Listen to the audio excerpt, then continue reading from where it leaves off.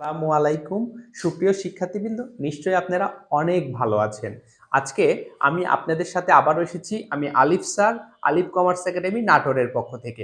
Video শুরুতেই একটু বলে দিচ্ছি, আপনারা সবাই জানেন আলিফ কমার্স একাডেমিতে ইন্টারমিডিয়েট ব্যবসায় শিক্ষা শাখা, অনার্স এবং মাস্টার্সের প্রত্যেকটা ইয়ারের এবং প্রত্যেকটা ডিপার্টমেন্টের আলাদা আলাদা ব্যাচ অ্যাভেলেবল। তো আপনারা যারা আমাদের এখানে অফলাইন বা অনলাইনে পড়তে চাচ্ছেন, ভিডিও ডেসক্রিপশনে দেয়া আমার ফোন নাম্বার থেকে আমার সঙ্গে যোগাযোগ করতে পারেন। আসেন অঙ্কটা দেখি।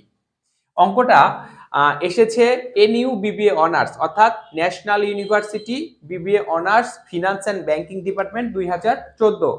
এবং দেখেন এই সেম অঙ্ক জাস্ট একটু অ্যামাউন্ট বা একটু চেঞ্জ করেই 2021 সালে অ্যাকাউন্টিং ডিপার্টমেন্টেও এসেছে। অর্থাৎ এই অঙ্কটা অ্যাকাউন্টিং ম্যানেজমেন্ট এবং ফিনান্স ব্যাংকিং ডিপার্টমেন্টে আপনারা যারা আছেন প্রত্যেকের জন্যই অত্যন্ত গুরুত্বপূর্ণ। আসেন আমরা অঙ্কটি শিখি। বলছে the Jahan fuchka company had the following transaction related to sale and cash received in April 2014। এখন দেখেন এখানে কিছু লেনদেন দেয়া আছে, বলছে কি সেলস জার্নাল আর ক্যাশ রিসিপ্ট জার্নাল। এখন সেল জার্নালে আমরা কি করি, শুধুমাত্র ধারে যদি বিক্রি করি সেটা যায় সেলস জার্নালে, এবং শুধুমাত্র ক্যাশ গ্রহণ করলে নগদ টাকা এবং ব্যাংকের টাকা গ্রহণ করলে সেটা যায় হচ্ছে ক্যাশ রিসিপ্ট জার্নালে। যদি আপনারা এর মধ্যে কোনো এন্ট্রি বুঝতে না পারেন অবশ্যই সঙ্গে সঙ্গে আমাকে কোশ্চেন করবেন। খেয়াল করেন, আমরা তাহলে এখানে লিখে দিই 2014, তাই না? 2014 এপ্রিল, এখানেও 2014 এপ্রিল। খেয়াল করেন, বলছে ক্যাশ সেল আর টাকা 1,07,000। আমি যদি ক্যাশে সেল করি তাহলে কি ক্যাশ গ্রহণ করা হবে না? কিন্তু আমি যদি ধারে বিক্রি করতাম তাহলে সেল জার্নালে লিখতাম, যেহেতু এটা ক্যাশে আমি বিক্রি করছি এই জন্য কি ক্যাশ রিসিপ্ট জার্নাল। তাহলে এটা কয় তারিখ আছে? 1 তারিখ, তাই না? খেয়াল করেন সেলস, তাহলে সেলস করছি কত? 1,07,000 না? ক্যাশ ডেবিট 1,07,000 টাকা, আর সেলস ক্রেডিট কত? 1,07,000। আপনারা যদি অঙ্কটি সুশৃঙ্খল করার জন্য এইভাবে দাগ টেনে দেন, এই দাগটা টানা কোনো ভুল হবে না। আমি আবার বলছি, cash debit sales credit, cash বাড়লো ডেবিট দিকে আর এইদিকে সেলসের সেলস হচ্ছে ক্রেডিট দিকে হয়ে গেল নাকি? এটা তো শেষ। 2 নম্বরে বলছে, সরি 2 নাম্বার নাই 3 number, goods sold on credit, মানে গুডস মানে পণ্য, সেলস এর পাস্ট ফর্ম সোল্ড, বিক্রি করছে অন ক্রেডিট। অন ক্রেডিট মানে কি ধারে বা বাকিতে। টু জয় মানে জয়ের কাছে টাকা 30,000, ইনভয়েস নাম্বার 101। তার মানে কি এইটা ধারে, আর ধারে হলেই কি ধারে বিক্রি করলে কি সেল জার্নালে যায় না? তাহলে এখানে লিখবো কি জয়। ইনভয়েস নাম্বার কত?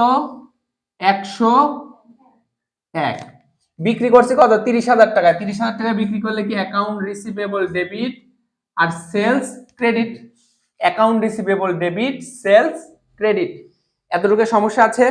আচ্ছা, এরপর 4, সোল্ড টু ক্রেডিট টু কি লিখছে জিউনা টাকা 25,000। এটাও ধারে বা বাকিতে বিক্রি করছি আমরা, তাই না? এপ্রিল 4, দেখেন এখানে বলছে জিউনা, ইনভয়েস নাম্বার 102। আমরা এখানে একটা একটু ইয়ে করে দিচ্ছি, দাগ টেনে দিচ্ছি। আর টাকা কত? 25,000, তাই না? তার মানে কি অ্যাকাউন্ট রিসিভেবল ডেবিট আর সেলস ক্রেডিট। এরপরে দেখেন 6 তারিখে বলছে cash receive from Joy is টাকা 28,500, ডিসকাউন্ট অ্যালয়েড টাকা 1,500। অর্থাৎ এই যে জয়ের কাছে যে বিক্রি করছিলাম 3 তারিখে, জয়ের কাছ থেকে আমরা কি করছি? টাকা গ্রহণ করছি কত? 28,500 টাকা। এটা কি এপ্রিল হচ্ছে 6। তাহলে দেখেন এখানে আমরা কি লিখতে পারি? এখানে নাম লিখতে পারি, কি লিখতে পারি? জয়। ক্যাশ পেয়েছি কত টাকা? 28,500, আর ডিসকাউন্ট দিয়েছি 1,500, আর অ্যাকাউন্ট রিসিভেবল ক্রেডিট হয়েছে কত? 30,000। খেয়াল করেন, ক্যাশ ডেবিট 28,500 আর ডিসকাউন্ট ও ডেবিট 1,500 মানে 1500 টাকা। দুইটা মিলে আমি অ্যাকাউন্ট রিসিভেবল ক্রেডিট হয়েছে কত 30,000। এটুকে কারো সমস্যা আছে না? তারপরে দেখেন কত 7 তারিখে বলছে ক্যাশ সেল আর টাকা 1,07,750 এপ্রিল 7। তাহলে লিখবো কি সেলস বিক্রি করছি কত 1,07,750 1,07,750 ক্যাশ ডেবিট সেলস ক্রেডিট, তাই না? তারপরে খেয়াল করেন 7-এর পর আছে 10 land sold to Laila company on credit টাকা 60,000 ল্যান্ড আমরা বিক্রি করছি কত টাকায় 60,000 টাকায়, তাই না? এখন বলছে কস্ট প্রাইস ছিল 55,000 কিন্তু এইখানে তো আমরা পিরিয়ডিক ইনভেন্টরি সিস্টেমে করছি, এটা কি কস্ট প্রাইস আমরা দিতে পারবো? কস্ট প্রাইস যে কস্ট অফ গুডস সোল্ড আর মার্চেন্ডাইজ ইনভেন্টরি ওটা তো আমরা দিতে পারবো না। তাহলে আমরা এখানে কি লিখবো এপ্রিলের কয় তারিখ 10 যেহেতু আমরা কি বিক্রি করছি ল্যান্ড বিক্রি করছি সেহেতু আমরা এখানে কি দিব ল্যান্ড মানে কি ভূমি বা জমি। কত টাকায় বিক্রি করছি 60,000 ক্যাশ ডেবিট। আর দেখেন ল্যান্ড বিক্রি করলে ল্যান্ড ক্রেডিট হয়, ল্যান্ড নামে কি কোনো এখানে কলাম আছে? যার কোনো কলামস থাকবে না তাকে আমরা কোথায় দিব আদার্সে দিব। 10-এর পর 12 বলছে গুড সোল অন ক্রেডিট মানে বাকিতে এপ্রিল 12 মহুয়া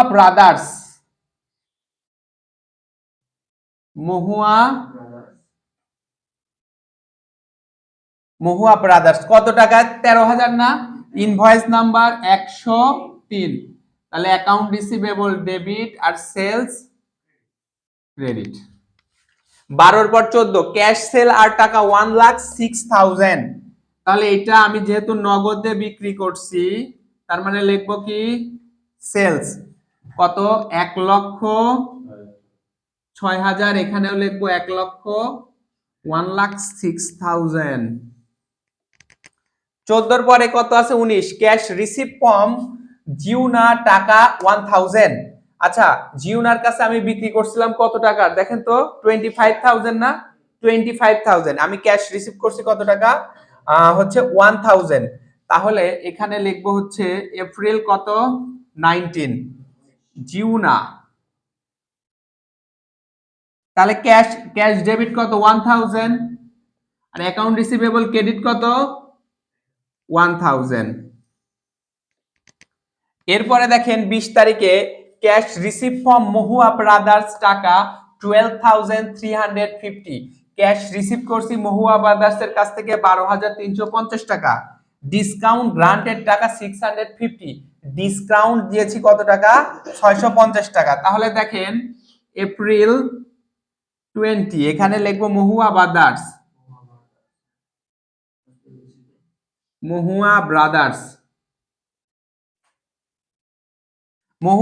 ক্যাশ পেয়েছি 12,350 আর ডিসকাউন্ট দিয়েছি কত 650 মোট আমার পরিশোধ হলো কত টাকা 13,000 টাকা না? আমার কাছে পরিশোধ হয়েছে তাদের 13,000, তাই না? তারপরে দেখেন 20-এর পরে আছে 25 ক্যাশ সেল আর টাকা 11,000 এপ্রিল 25 ক্যাশ সেল টাকা 11,500 আর এখানে সেলস 11,500, তাই না? এইটুকে কি কারো কোনো সমস্যা আছে আপনাদের? তারপরে 26 cash receive from sale scrap টাকা 2,000 অর্থাৎ স্ক্র্যাপ মানে ভগ্নাবশেষ মূল্য। তাহলে এইটা বিক্রি করছি কত দেখেন এপ্রিল 26 এখানে লিখবেন স্ক্র্যাপ মানে ভগ্নাবশেষ মূল্য 2,000 টাকা ক্যাশ ডেবিট কত 2,000 স্ক্র্যাপ সেলস যে করছে এই নামে কোনো আমাদের কলাম আছে? যার কোনো কলাম থাকবে না তাকে আদার্স এর মধ্যে দিল কত 2,000। ওকে এটাতে আর কোনো সমস্যা আছে? আচ্ছা আমি স্ক্র্যাপ ভ্যালু বা স্ক্র্যাপ ভগ্নাবশেষ কোনো বা ভগ্নাংশ বা কোনো এই যে ভাঙাচোরা ইয়ে বিক্রি করছি ভাঙ্গেরি আর কি, তো বিক্রি করলে কি হবে ভাই ক্যাশ ডেবিট আর স্ক্র্যাপ ভ্যালু ক্রেডিট না? স্ক্র্যাপ ভ্যালু মানে ভগ্নাবশেষ মূল্য। তাহলে ক্যাশ ডেবিট ডেবিট করছি, স্ক্র্যাপ ভ্যালু নামে কি কোনো আমার ক্রেডিটে কোনো কলাম আছে? যার কলাম নাই তাকে আমি আদার্স এর মধ্যে দিয়ে দেব। 26 এর পরে কত আছে? 30। Good sold on credit to Neera, টাকা 50 হচ্ছে 5000।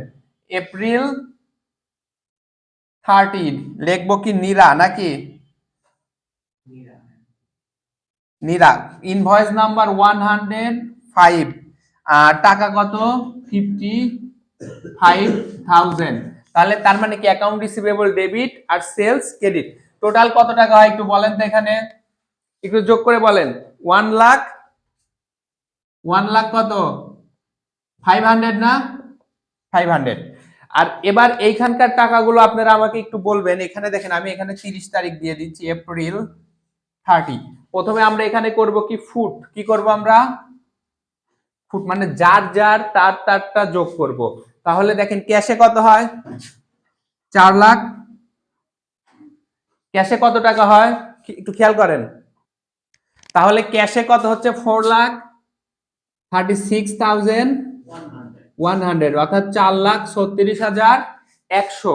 তারপরে ডিসকাউন্ট কত?